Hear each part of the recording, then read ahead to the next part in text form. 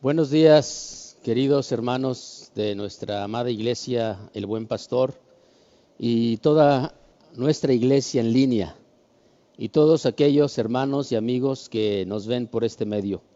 Es para mí hoy un privilegio estar nuevamente frente a ustedes para compartir la palabra del Señor. Después, como creo que la mayoría sabe, pasamos por momentos de salud muy fuertes, gravedad, podemos decir, pero por la misericordia del Señor estamos aquí nuevamente para compartir la palabra del Señor. Y eso es lo que vamos a hacer. Le invito a que me siga en oración. Después, que abra su Biblia en el Evangelio de Mateo capítulo 22, del versículo 36 al 40. Oremos. Padre, en el nombre de Jesucristo, tu santo y amado Hijo, te damos gracias en esta mañana por darnos la oportunidad de presentarnos ante ti para adorarte, para agradecerte, para bendecirte, para confesarte nuestras faltas, Señor, nuestras culpas y encomendarnos a ti, para interceder también por otros hermanos que están en necesidad, así como para escuchar tu palabra. En el nombre de Jesús, tu Hijo, oramos. Amén. Maestro, ¿cuál es el gran mandamiento en la ley? Jesús le dijo: amarás al Señor tu Dios con todo tu corazón y con toda tu alma y con toda tu mente. Este es el primero y grande mandamiento. Y el segundo es semejante: amarás a tu prójimo como a ti mismo. De estos dos mandamientos depende toda la ley y los profetas. El tema de hoy, debido a lo que hemos pasado, a manera de pregunta: ¿castiga Dios el pecado con enfermedad y otros males? Para darle una respuesta a esta pregunta, déjeme explicarle o recordarle un poquito sobre el significado y la clasificación de la palabra crucial de esta pregunta, que es pecado. Aunque pecado significa generalmente toda transgresión a los mandamientos de Dios o todo acto, palabra o pensamiento contra su voluntad, etc., la palabra más usada en el Nuevo Testamento para pecado es, en griego, amartia. Esta deriva de una palabra técnica usada en tiro con arco que significa literalmente errar al blanco. Entonces, pecar es errar al blanco, fallar, a pesar de cuántos intentos hagamos. Déjeme ilustrárselo un poquito de esta manera. Pecar, según esta palabra, es como si Dios se acerca a usted y le pone un arco en la mano con una flecha, y hay obviamente más flechas de repuesto, y a cierta distancia está el corcho en 4 colores. Está el rojo en medio, que es un punto, y luego está el amarillo, un círculo alrededor del rojo. Luego está el verde y finalmente está el azul. Y Dios le enseña a usar el arco, le dice: pones la mano derecha en el arco, tomas la flecha, con la hendidura la pones en la cuerda, apuntas, estiras y disparas al rojo, al punto rojo, que es en este caso el objetivo. La flecha debe de caer en ese punto, ya sea rojo o sea blanco, ¿verdad? Vamos a cambiarlo en esta ocasión el blanco para no salirnos del contexto. Al punto blanco. Entonces, el Señor nos enseña y nosotros comenzamos y usamos la primera flecha o saeta y resulta que la saeta ni siquiera llegó al corcho, salió por afuera. ¿Qué es eso? Pecado. Eso es pecar. Ese es el significado literal de esta palabra que más viene en el Nuevo Testamento, errar al blanco. Pero en el Antiguo Testamento hay otra palabra que nos da una diferencia del pecado y es la palabra rebelión. Y esta trae una connotación de darle la espalda a Dios cuando Él te está hablando. Cuando Él te está llamando, lejos de acercarte y oír para obedecerle, tú cierras tus oídos, le das la espalda y te vas. O bien, te enfrentas a Él como retándolo cara a cara, diciéndole, ¿qué quieres, Dios? Ese es el pecado más grave, que es el pecado de la rebelión que viene expresado en el Antiguo Testamento. En el Nuevo Testamento, como usted sabe, hay otro pecado que se le llama de omisión, que dice Santiago, el que sabe hacer lo bueno y no lo hace, le es pecado. La revelación de Dios para la humanidad ha sido gradual. Y hay una gran diferencia entre los conceptos de pecado y salvación, redención y todos esos términos que usamos en la iglesia. Hay una gran diferencia entre el Antiguo Testamento y el Nuevo. En el Antiguo Testamento, la idea o enseñanza general es, si guardas los mandamientos, te va bien.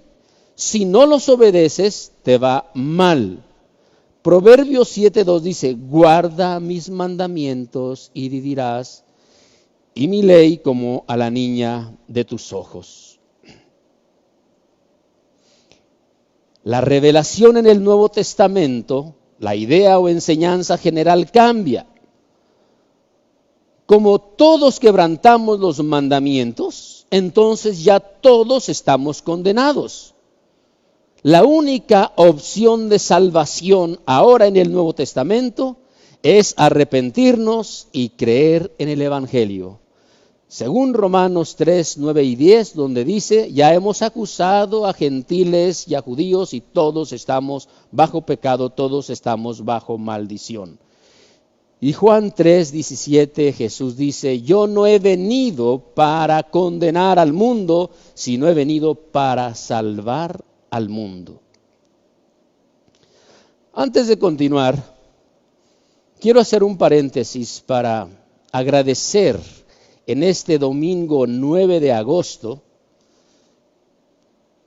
a toda nuestra iglesia, el Buen Pastor, por sus oraciones, apoyo y solidaridad en los momentos más tensos que pasamos por el COVID-19.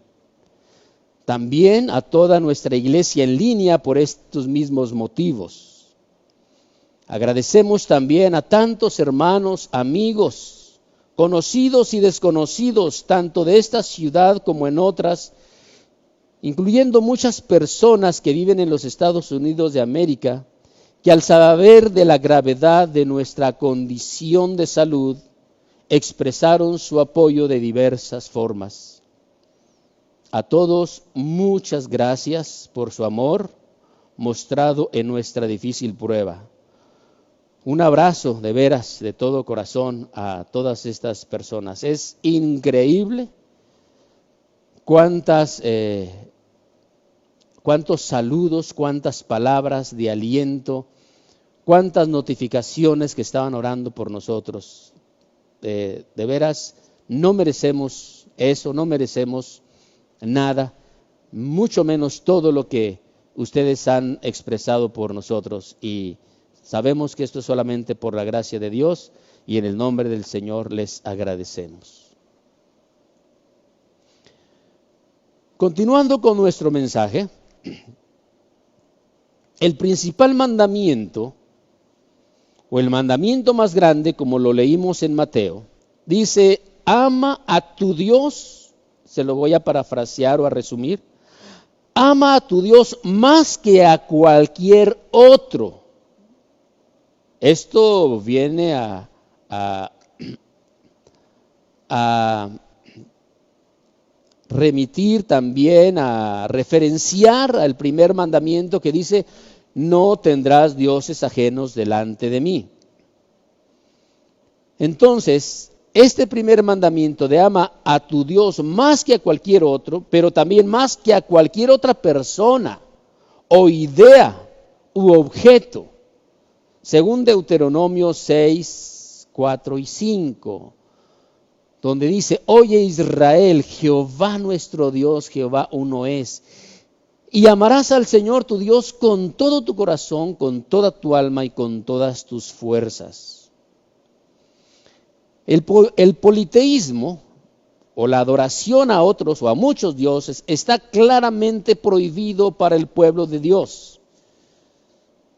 En el Antiguo Testamento, según Éxodo 20:3 y Deuteronomio 5:7, claramente en Éxodo 20 es la declaración de Dios de los 10 mandamientos, y en Deuteronomio es la repetición que está haciendo Moisés de lo que oyó y se lo está diciendo al pueblo, y son las mismas palabras, no tendrás dioses ajenos delante de mí.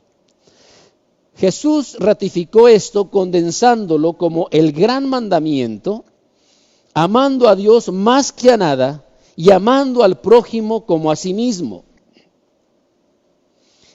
diciendo, no hay otro mandamiento mayor que estos, en Marcos 12:31. Y Mateo 20:40 dice, de estos 2 mandamientos depende toda la ley y los profetas. De modo entonces que si hemos dicho que la idea general en el Antiguo Testamento era que si obedeces a Dios te va bien, si no lo obedeces te va mal, había entonces una gran bendición en la obediencia a los mandamientos del Señor. Pero sabe, cuando estos hijos de Dios, cuando estos israelitas obedecían los mandamientos del Señor y les iba muy bien, al mismo tiempo enfrentaban otro peligro. ¿Qué es ese otro peligro a la vez? Cuando la gente obedecía los mandamientos de Dios, obtenían abundante salud, abundantes cosechas, sus ganados se reproducían, tenían riqueza, fuerza, paz y seguridad. Y cuando la gente, cualquier tipo de gente en el mundo, tiene todas estas cosas, al tener completa salud, riqueza, poder, entonces no ve ni siente la necesidad de Dios, por lo que tiende a olvidarse de Dios. Quiero leerle unos versículos que nos confirman esto que le estoy mencionando en el libro de Deuteronomio, en el capítulo 8. En Deuteronomio capítulo 8, el versículo 11 nos dice, cuídate de no olvidarte de Jehová tu Dios para cumplir sus mandamientos, sus decretos y sus estatutos que yo te ordeno hoy. Luego el 14 dice, y se enorgullezca tu corazón y te olvides de Jehová tu Dios que te sacó de la tierra de Egipto, de casa de servidumbre. Esto se lo está diciendo después que le ha mencionado el 12, donde le dice o le recuerda, no suceda que comas y te sacies, y edifiques buenas casas en que habites, y tus vacas y tus ovejas se aumenten, y la plata y el oro se te multipliquen, y todo lo que tuvieres se aumente, y entonces se enorgullezca tu corazón y te olvides de Jehová tu Dios, que te sacó de la tierra de Egipto, de casa de servidumbre. El 17 dice, y digas en tu corazón, mi poder y la fuerza de mi mano me han traído esta riqueza. Sino acuérdate de Jehová tu Dios, porque Él te da el poder para hacer las riquezas, a fin de confirmar su pacto que juró a tus padres como en este día. Mas si llegares a olvidarte de Jehová tu Dios, y anduvieres en pos de dioses ajenos y les sirvieres, y a ellos te inclinares, yo lo afirmo hoy contra vosotros, que de cierto pereceréis. Mire entonces cómo el guardar los mandamientos y obtener las bendiciones múltiples de esa obediencia no era una garantía perpetua de la bendición y de la paz continua de Dios en nuestras vidas o en sus vidas, sino que al ser prosperado había ese otro peligro a la vez de enorgullecerse el corazón y olvidarse de Dios. Entonces, al olvidarte de Dios, te alejas, pecas, y te vienen las desgracias, te viene la enfermedad, las plagas, la pobreza, la violencia y todo mal social y personal. Además de eso, la Biblia nos habla de acusadores. El primer acusador es el diablo, como lo vemos en el libro de Job, como lo vemos en la tentación de Jesús y en muchas otras ocasiones. En Apocalipsis 12:10 dice que se alegren porque ha venido la salvación, y el acusador de los hermanos, el que los acusaba día y noche, ha sido lanzado fuera. Entonces, el primer acusador de todas nuestras fallas, de nuestros errores, es el diablo. Y como alguien dice, el diablo tiene tantos demonios en todo el mundo que casi pareciera ser omnipresente, pareciera estar en todo lugar. Hay otro dicho que dice, más sabe el diablo por viejo que por diablo. Parece que tanto este dicho como todo y estas otras frases nos recuerdan que el diablo sabe muchas cosas y nos conoce a nosotros. Porque cuando nosotros nacimos, Él ya estaba. Cuando nacieron nuestros padres, Él ya estaba. Cuando nacieron nuestros abuelos y bisabuelos y tatarabuelos y más, Él ya estaba. Entonces, Él es el principal acusador de las personas que fallan. Pero hay otros acusadores. Le invito a que vayamos al Evangelio de Juan, capítulo 8, que es un pasaje muy conocido. Y solamente para confirmar este punto que estamos exponiendo, dice el versículo 4, le dijeron, maestro, esta mujer ha sido sorprendida en el acto mismo de adulterio, y en la ley nos mandó Moisés apedrear a tales mujeres. Tú pues, ¿qué dices? Estos hombres están acusando a una mujer que ha fallado, que aunque la Biblia no nos da todos los detalles, parece que el contexto sí nos hace ver que esta mujer efectivamente había fallado.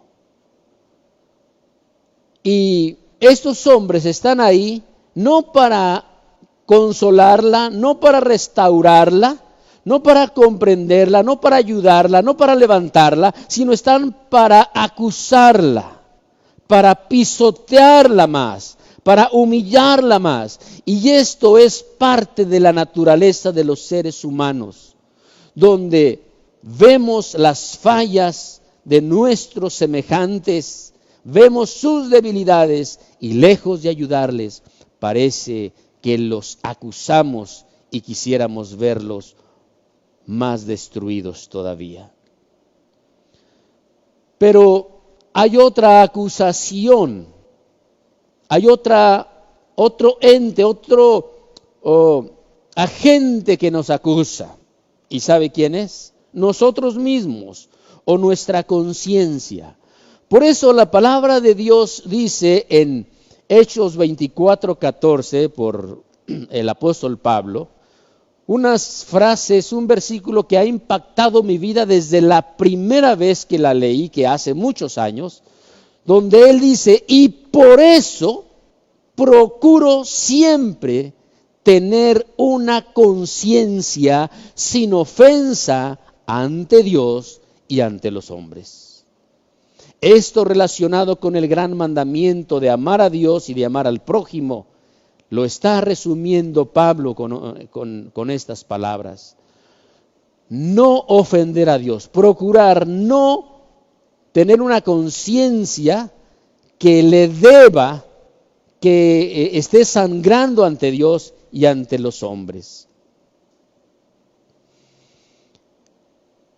Cuando tenemos todos esos acusadores, el diablo, la gente, nuestra conciencia, a nuestro alrededor, nosotros realmente nos sentimos los miserables, nos sentimos perdidos, nos sentimos sin esperanza. Imagínense el diablo recordándonos, y junto con los hombres también,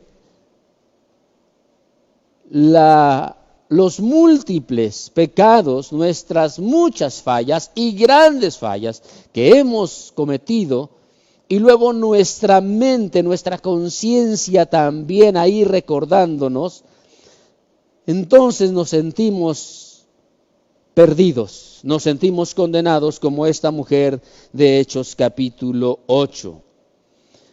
Sin embargo, en el versículo 10 dice, enderezándose Jesús y no viendo a nadie, sino a la mujer, le dijo, mujer, ¿dónde están los que te acusaban?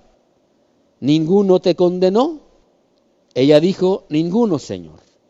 Entonces Jesús le dijo, ni yo te condeno, vete y no peques más. Mire, el versículo más famoso, tanto dentro y fuera de las iglesias, de este pasaje, no es este 11 que acabo de mencionar, ni yo te condeno, vete y no peques más, sino que el versículo más famoso es, aquel que esté sin pecado, sea el primero en arrojar la primera piedra. Ese es el versículo más conocido de las personas de esta historia, o en esta historia. Tiene que ver con la acusación. Pero para mí, el versículo más importante no es ese. Para mí, el versículo más importante es el 11, la última parte, donde Jesús le dice, ni yo te condeno, vete y no peques más. Cuando nos sentimos entonces condenados, ya sin ninguna esperanza, que hemos sido sorprendidos en nuestras faltas y en nuestros pecados, y que la sentencia la tenemos ya frente a nosotros, solo alguien nos puede salvar, y ese es Jesucristo. Así como salvó a esta mujer acusada, Él la salvó, no la condenó. De esa misma manera, nosotros tenemos la misma esperanza. Podemos decir, hermanas, hermanos, que todos hemos fallado y todos estaríamos condenados eternamente. Los mandamientos de Dios que fueron para vida nos trajeron mayor condenación. Según Romanos 7:10, como dice Pablo, el mandamiento que era para vida, a mí me resultó para muerte. Dice, y hallé que el mismo mandamiento que era para vida, a mí me resultó para muerte. Tenemos a muchos acusadores a nuestro alrededor que nos recuerdan con detalle cada una de nuestras muchas y grandes faltas. El diablo, la gente a la cual no le simpatizamos, a la que hemos ofendido, o la que incluso a veces no nos conoce y a veces parece que la peor es nuestra misma conciencia. Pero según la revelación del Nuevo Testamento, Jesús no nos condena. Antes Jesús nos salva y nos capacita para ofrecerle una vida agradable a Él. Quiero comentarle un testimonio de los primeros días que pasé en urgencias por la enfermedad del COVID. Éramos, los que conocen la sala de urgencias del IMSS, son 12 personas. Son 3 cubículos por cada lado, con 2 camas. Me tocó en la línea de la izquierda hasta el fondo, y la persona que estaba ahí a mi lado, porque los demás hay una cortina, no recuerdo si fue el primer día o el segundo día. Él es un joven, o un señor joven de 30 y tantos años, que estaba también muy grave. Y en medio de nuestro sufrimiento, porque estábamos todos sufriendo ahí, lamentándonos, quejándonos, en las noches iban los quejidos. En medio de esos quejidos, decía muchas obscenidades. Y luego se dirigía a mí para que yo le siguiera la corriente, pero obviamente yo jamás le seguí. Y él se dio cuenta entonces que yo no le iba a seguir el juego en esas malas palabras. Y entonces empezó a hablarme, a dirigirse a mí de otra forma y en otro tono. Y cuando creo que me tomó confianza, me dijo muy resignado: pues sí, Lorenzo, porque ya nos habíamos presentado, estamos pagando aquí nuestros pecados. Y yo le dije: ¿de verdad crees eso, Alan? Dice: sí, porque yo también serví a Dios así como tú lo sirves.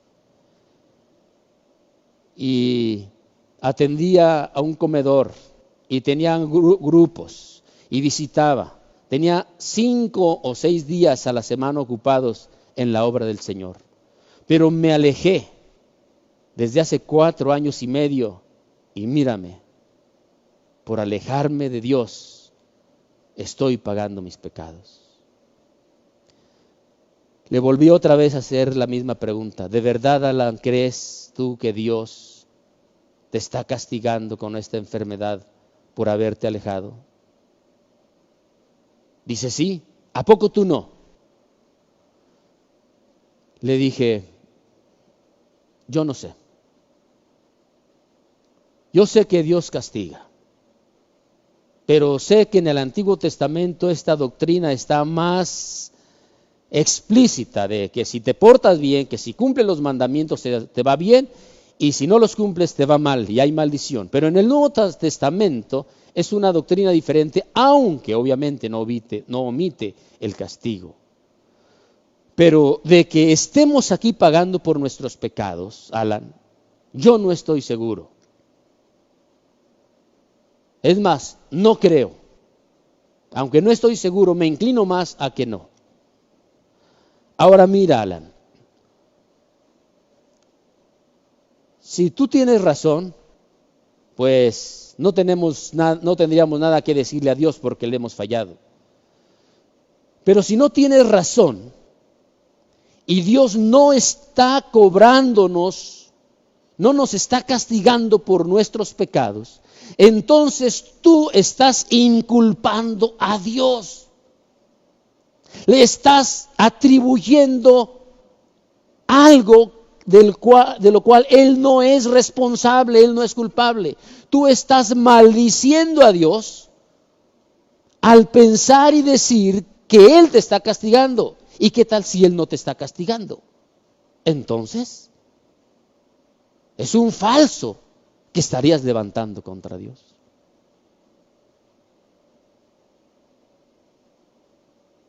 Más bien, Alan, yo creo que esta es una oportunidad para nosotros, no solamente para ti y para mí, para todos los que estamos aquí. Y en este caso para ti en especial, para volverte a Dios. ¿Por qué en lugar de pensar que Él te está castigando, por qué no piensas que Dios está con los brazos abiertos diciéndote que vuelvas a su camino? En eso llegaron las enfermeras y nos interrumpieron porque nos iban a revisar y no sé qué más. Y la plática de alguna manera quedó inconclusa. Pero yo sé que quedó grabada en el corazón de Alan. De ahí en adelante su relación conmigo fue todavía más amable y también mucho más cordial cuando se refería a Dios. Si te has sentido acusado por el diablo, incluso por muchas personas y por ti mismo, recuerda que Jesús no te condena. Jesús te ama. No importa lo que hayas hecho. No importa si te has envilecido, si te has alejado de Dios. Él te ama. Y todos los días llama a tu corazón diciéndote que vuelvas a Él si es que te has alejado. O si es que permaneces en faltas continuas al Señor. Él te sigue amando y todos los días te da oportunidades como esta que te está dando en este momento de oír la palabra del Señor para que tú te arrepientas y vuelvas al Señor. Y así como Él tiene sus brazos extendidos hacia ti, que tú también se los extiendas hacia Él y tengas cada día ese encuentro de amor y de misericordia con el Señor. Recuerda entonces y ten bien presente que Jesús no te condena. Él no vino a condenar al mundo, porque el mundo todo ya está condenado. Él ha venido a salvar, a salvarte. Él ha venido a salvar. Y si le agregamos esas últimas dos palabras, te-e, Él ha venido a salvarte. Si quieres callar la voz del diablo, de la gente y hasta de tu propia conciencia, lo único que podemos hacer es arrepentirnos de corazón por lo que hayamos hecho mal contra nuestro Dios, por lo que le hayamos fallado, pidiéndole perdón y recibiendo por fe ese perdón de nuestras culpas. Si puedes, ahí donde estás te invito a que te pongas de rodillas y le confieses a Dios tus faltas y tu decisión de creerle, de seguirlo y de servirle toda tu vida.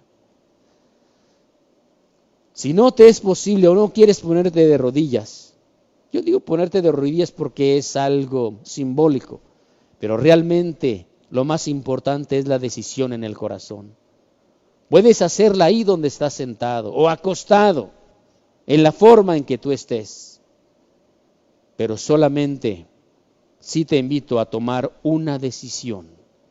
Esta decisión ratifícala con oración. Dile al Señor que te perdone. Dale gracias por su amor eterno. No importa cuánto le hayas fallado, cuánto le falles, Dios te sigue amando y sus brazos siguen abiertos para recibirte. De ti, de mí está solamente el recibir ese amor y pedirle ese perdón y tomar la decisión de servirle toda nuestra vida. Permíteme orar. Padre, en el nombre de Jesús, tu Hijo amado, te doy gracias por tu misericordia. Gracias, Dios, por la salvación y por la sanidad que estás haciendo en mi persona y en muchas otras personas que con humildad y que con sinceridad están invocando tu nombre.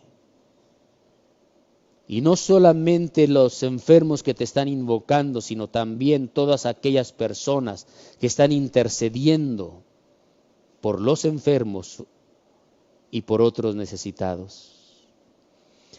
Si en este momento, Señor, hay alguien que ahí está renovando sus votos contigo, está decidiendo volver a servirte, volver a amarte, Señor, yo te pido en el nombre de Jesús por él y te doy gracias por esta otra oportunidad que le estás dando.